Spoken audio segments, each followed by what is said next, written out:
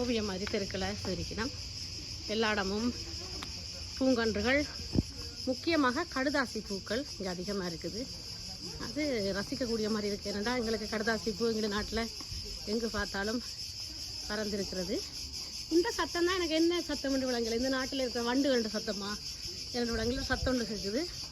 இது pink colour கடுதாசி இங்கே வரைக்கும் வளர்ந்துருக்குது. வானளாவி வளர்ந்துருக்குன்னு சொல்லலாம், அப்படி வளர்ந்துருக்குது. மற்றது ஃபேஷன் ஃப்ரூட்ஸ். இது வந்து தோட மரங்கள், தெருவெங்கும் தோட மரங்கள் இருக்குது. அரளிப்பூ, அரளிச்செடி.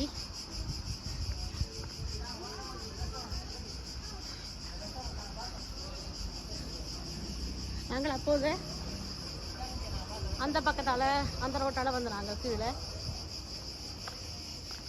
எதிர்பக்கத்தால்